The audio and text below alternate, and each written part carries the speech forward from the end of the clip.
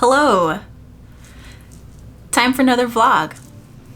I'm Ave, and I'm a potter, I make ceramics, and I draw stuff. So today is Thursday the 18th, and I finally set a shop update, and I can't stress enough how weird it is to be like, everything's done, now set a shop update. Because it's just not something that I'm used to, and like, it's just a hard habit to break. But I'm glad I'm working through it, and I'm sure by the end of the year, hopefully I'll get used to this type of workflow. We did get another snowstorm today. It is still snowing outside, and my husband is snowblowing once again. We got about, I would say so far we got about 6 inches, which is I think more than what we were supposed to get. But I kind of like it. I kind of like the snow. I don't know, it just makes me happy, especially when there's already snow and then you get like just like a nice little dusting to like make everything white and pretty again, so you don't see all like the dirty slush and stuff. My luster firing finished up last night, so I just finished unloading it, and new within like my workflow is testing the mugs. And I used to only do this when I had a new like glaze combination, but now I'm going to do it I think every firing, just to make sure, because sometimes I need to add water to a bucket of glaze. Sometimes glazes get old, but it doesn't really change too much unless if it's like the viscosity of the glaze could be different from firing to firing. So I'm just going to start testing it with boiling water, and just to make sure that they don't crack under pressure, because sometimes if the glaze is either too thick or if it's not a good fit for the clay, which happens if you're layering a bunch of glazes, which is something I love to do, it can cause too much stress on the mug when it's doing a drastic temperature change.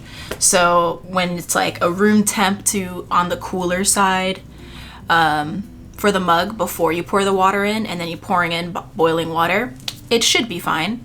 But that type of stress could just exacerbate a problem that already exists, and I don't want my customers to be the ones to try and find that out.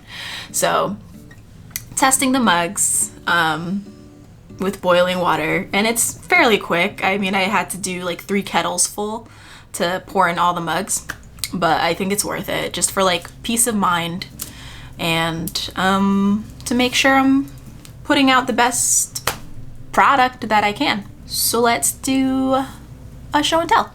Before I share my stuff, I did just get a mug for myself for my birthday. Made by a friend. Will it focus? There it is. I love it. It's so cute. I'll link him below. Dave Wilson Art. He's a fellow Connecticut potter, so yeah. Okay, so I started making some more earrings because I do have findings that I need to use up. I did these little hexagon shape, and I did draw a triangle on them to kind of be like a dice. It doesn't really look like one. I still like them. And I used a new glaze by Coyote for that one and for this one, just a heart. But this glaze is called Fairy Rose for the hearts, and then Sorcerer's Stone for the hexagons. And then I did the cherry blossoms with gold in the middle. It's very delicate and sweet. And then I did some with little loops in case I want to make them like little dangles. And also from the luster firing, I did do the rainbow finish all the way around on this one. Ba-doop, ta-da! And it's purple on the inside. I don't really have a name for this glaze combination, but I did a few. Next, I'm going to show you some of the trinket dishes that I did. I did this one. Again, I thought that the fairy rose would be more pink, and it's a lot more red than I would like. But, I mean, it still looks cute, but I wanted it to be more pink. And then I did 2 of these, and it's got blue. This one's got a little smudgy, but I don't know, I still really like it. Then I did 3 with some gummy bears. And with this, I did the mother of pearl for that rainbow finish. I don't even know if you can really see the rainbow. It's so hard to see sometimes. There it is. And I tried to do like a marbling effect with 2 different pinks, like a light pink and a dark pink. And to be honest, it kind of just reminds me of cows, especially this one. It just looks like a cow. Which now makes me want to do things with cows, like a nice cow print. Shout out to Monique Hart. Brown cow stunning. Anyways, those are some trinket dishes that I did. I did one as a mug. And I feel like this blue, this dark blue glaze, I need better lighting where I'm glazing clearly because, like, look at that part. Look at that. It's kind of annoying. But I'm not really that mad at it. And I'm really happy with this lavender underglaze. I found out that if you layer it enough, then it comes out like a nice lavender color. But I had to do like almost 4 coats basically in order for it to show up how I would like. I also did some soup mugs. And I was asked, are soup mugs really a thing? And I'm like, yeah, as far as I know. They're basically just like wider and shallower to hold a nice big cup of chili. And it's nice because, like, it's easier to eat when you have a handle. And you could, I mean, I suppose you can also drink out of it, but yeah. Anyways, little soup mugs. I probably would use these for ice cream, to be honest. And chili, but ice cream comes to mind first. I made a few other ones. Here's a better look at that Sorcerer's Stone glaze by Coyote. I did it on the inside and the outside. And then I wish I just left this alone, but I did the fairy rose on the words and I don't like it. I don't really like with this blue. And I always test a new glaze or new to me glaze on something simple. So that way, if it doesn't turn out great, it's fine. But the Sorcerer's Stone glaze is really beautiful all by itself, which is really exciting. And this fairy rose, I don't know how to make it a little bit more pink, but it's not a bad glaze. Purely aesthetic. Okay, let's see, what else? I did a bunch of these little guys. Just simple, did pink inside for something a little different. Have some little peaceful guys. Did some tumblers. And here's how that feelings one came out. Kind of wish I like colored these in, but I'm not mad at it. I think I would do this glaze, I think I would do this again, but on a bigger mug so that the word fits and it doesn't wrap around so far. But yeah, and it's dark purple on the inside. And then this one, which is the one that took the most time, is the candy one. A little candy mug. And I really like it. And I was contemplating on whether or not to do the mother of pearl finish that's on the sprinkles If you can, I don't even know if you can really see it.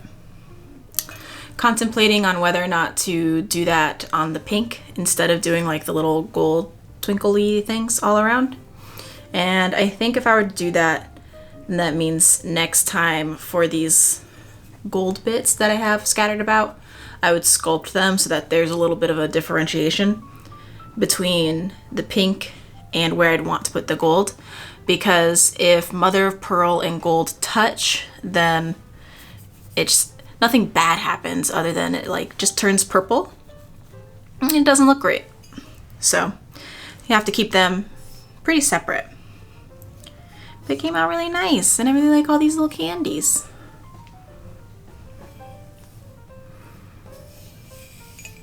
That's how mostly everything came out of the kiln. I had no major failures, which is great. Now I just have to photograph everything, and I think I'm actually going to try photographing with this camera instead of my DSLR that's by now probably about a decade years old. We'll see. But I think I want to try this camera and see how it compares with my other camera in terms of photographing all the pieces. Good morning. So it's Saturday and I'm working on some studs. I have to glue the backs to these little guys. So when you're doing ceramic studs, the back, if it's smoothed out, you need something for the glue to really grab onto. Otherwise, sometimes it could come off. So like on these ones, I did a little X. And on a bunch of the other ones, I just left the canvas texture because glue works better no matter what kind of glue you're using. It works better when it's a porous or textured surface, especially if you're gluing something that's metal. So the glue that I like to use is E6000, and the posts that I use are these little guys, and I get my posts from Rings and Things, and I have so many of them, which is why I decided to make earrings. And these are titanium, which is the same metal that's normally used for body jewelry, which from my understanding is better for sensitive ears, but like everyone's different. But either way, it's like a step up from surgical steel, allergen friendly, I guess, obviously nickel free. But yeah, so that's what I use. I use titanium for the backs and E6000 for the glue, and so far it works out okay. I do want to find a better glue, because when I wasn't doing the X's, there would be a chance that sometimes the backs would pop off. So yeah, other than that, I did do an Instagram live, which went okay, and then I also did a live on TikTok, which was fine.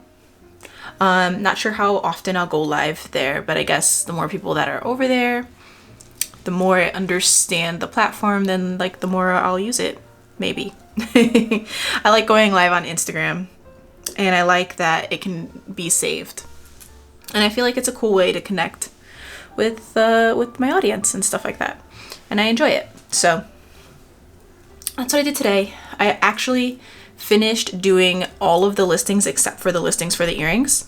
I did that all yesterday, and this is like the most ahead of the game that I've ever felt, which is really relaxing because the rest of the day I'm just gonna go plant shopping and have lunch with one of my friends. So it'll be a nice Saturday, kind of like a half work day. So good morning. So it is Sunday at 10:40 a.m. and I did an early access for my Patreon patrons, and they're amazing. Clearly I need to make more mugs because a lot of things already sold out, and I know it's like mugs are what people want. I gotta make more mugs.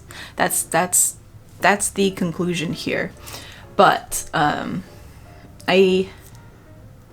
don't think I regret doing the early access because it's a good perk that I can manage to do, and then they feel like there is value for being in the Patreon thing. I just need to make more. Especially more dice mugs. People really like the dice mugs. There's still some left though, so that's good. There's some dice mugs left and some Vibin' and Survivin' mugs and some soup mugs. So there's a little bit of everything still left up for grabs. It's just the fancy one. I only made one, so that makes sense for it to not be there. And a few of the other things. Yeah. Hopefully people like it. Hopefully people like the stuff. It's always stressful, but it's like a good kind of stressful. It's like once a month I'm like pins and needles type of thing, you know? Feeling good. But yeah, so today will be a packing and shipping day.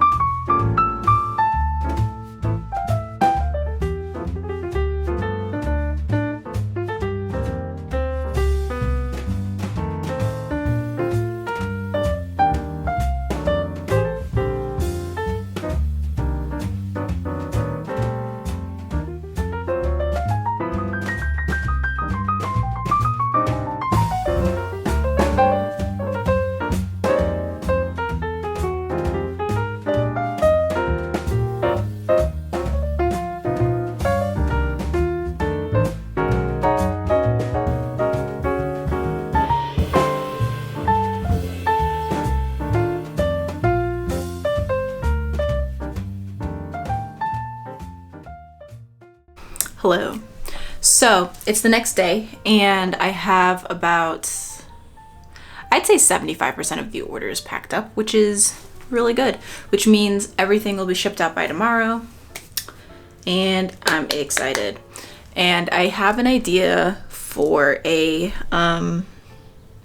t-shirt. It might be a long sleeve t-shirt, but the Vibin' and Survivin' mug, since it was so popular, I think I want to turn that into a print, and maybe a print and a shirt, just a print, just a shirt. I'm not sure, but that's kind of like what's stewing in my brain while I'm packing orders. And then for the rest of the day, it'll mostly just be like catching up on house stuff, which is something I neglected all last year in terms of just, you know, cleaning, grocery shopping, cooking for myself, healthier meals versus takeout all the time, stuff like that. So yeah, I'm really excited that I was able to pack up everything within one day. And I guess that's the trade-off. If I have more things in the shop, like during a shop update, then I'm packing for a few days versus just 24 hours. And then it just takes longer to get back in the studio. But I'll be able to be back in the studio either later today or tomorrow morning, which is really good.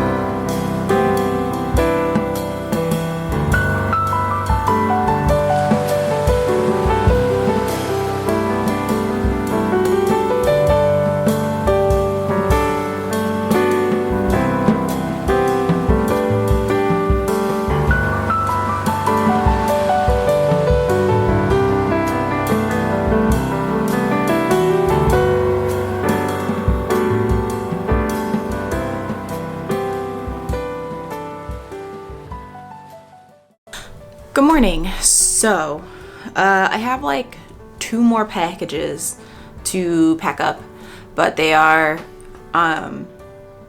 when someone puts in multiple orders and it's the same name going to the same address, I combine the shipping. Since things move fast, I know that people are like, they check out once and then they're like, oh wait, this thing is still here. I'll check out again.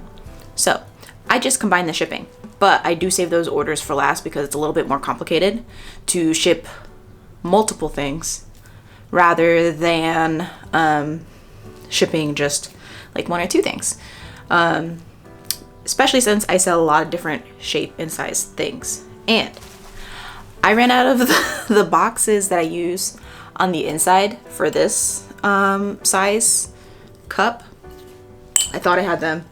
I spent a good while searching my house because I have boxes up here in the office and I have boxes downstairs as well.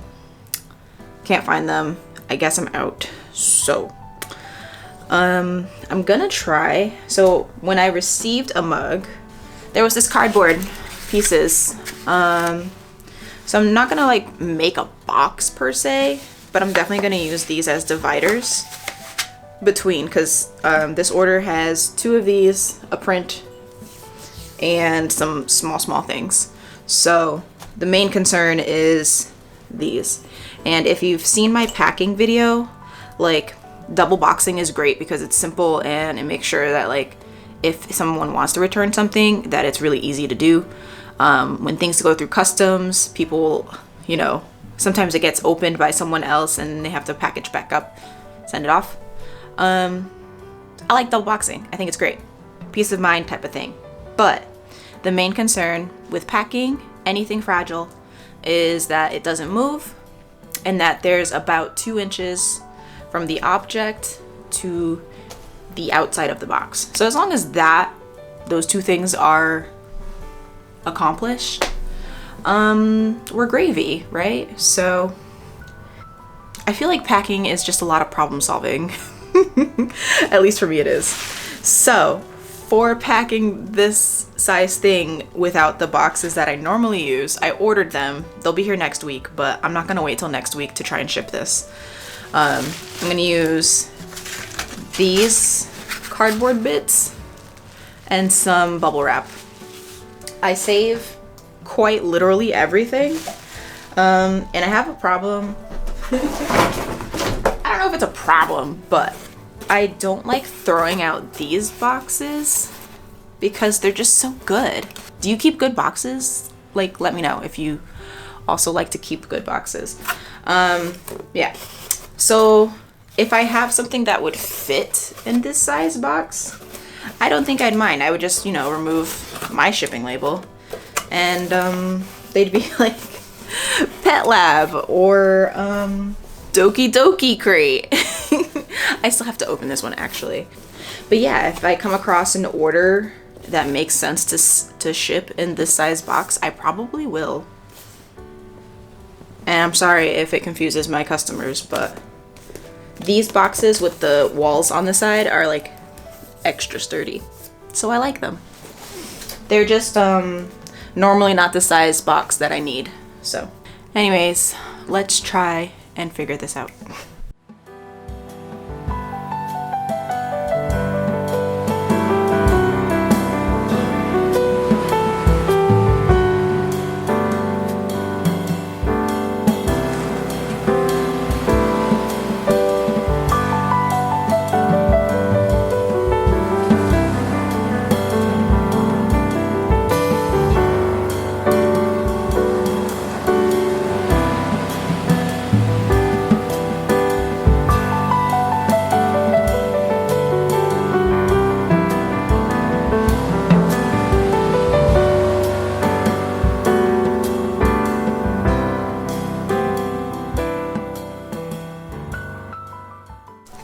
Okay, I forgot to film this part, but this is how it turned out.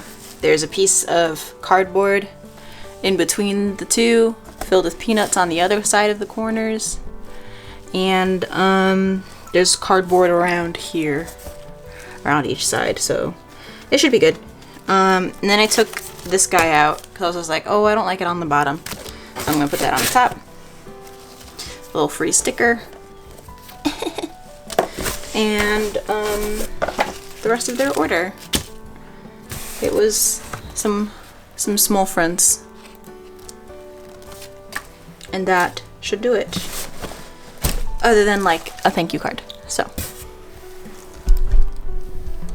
finished packing up everything, feels really good, and I got sidetracked with adding more apparel to my shop.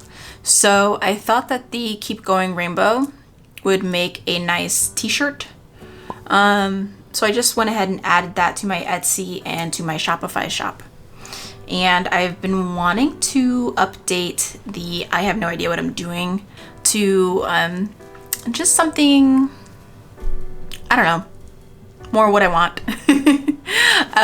Illustration wise, I'm still figuring out what is my style, big air quotes around that, but I definitely have a formula of what I do when it comes to my illustrations, because I draw on my pottery, and a lot of the drawings on my pottery are using a technique called sgraffito, which is when you scratch away at the clay. I try to keep my illustration pretty close to that, but I do know that I am starting to experiment, and I'm just gonna let myself do that, because illustration wise, I don't know, I don't feel tied down, I guess.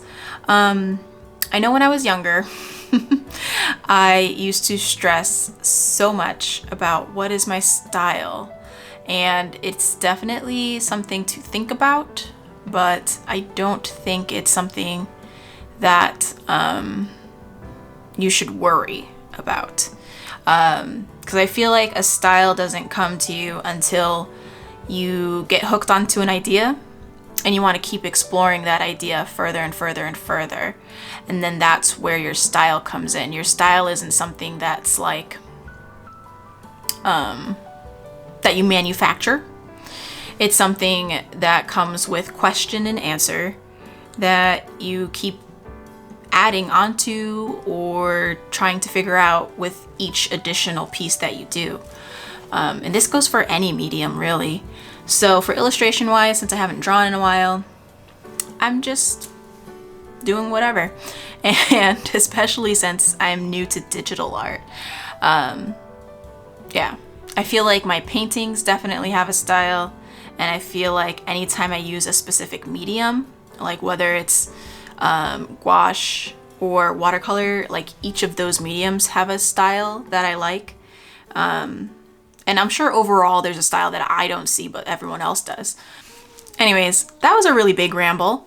I think I will continue this ramble on another video. I'm going to end the video here. Enough rambles. Thank you so much for watching, and I will catch you in the next video. Bye.